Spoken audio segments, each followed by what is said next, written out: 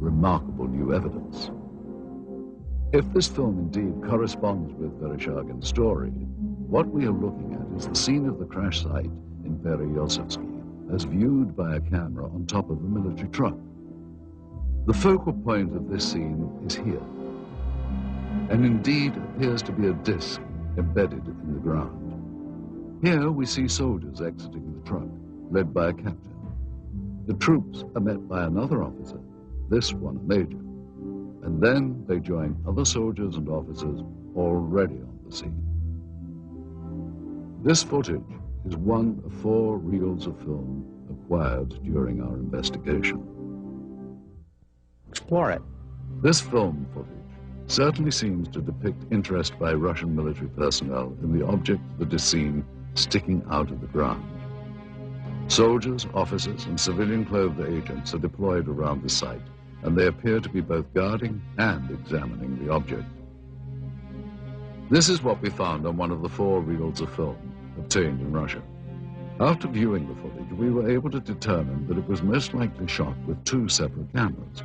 One apparently a handheld camera, which starts out on the approaching truck, and a second one seen here on a tripod. As the soldiers march past, you can see the cameraman turn to follow the troops.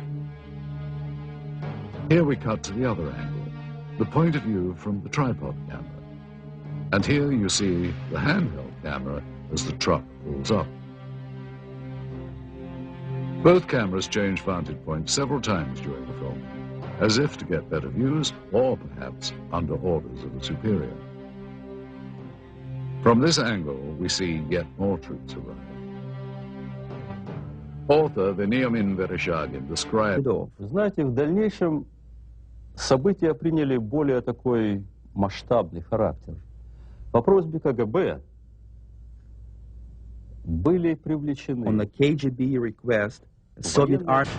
And here you see the man who is probably the head KGB agent directing the cameraman to point his camera toward the disc. A total of almost 1,200 feet of negative were recovered just on this crash site. It is possible that more film was shot, but this is all that we were able to obtain.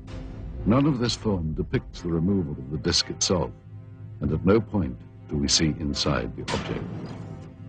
From this angle, we do see the handheld camera shooting behind or inside the disc. However, that footage, if it was in fact ever shot, was not included in the cans of film we acquired. We can only speculate that it may still be at large. We must also speculate on how the object ended up here, based on information from where did this object come from and how did it come to crash here?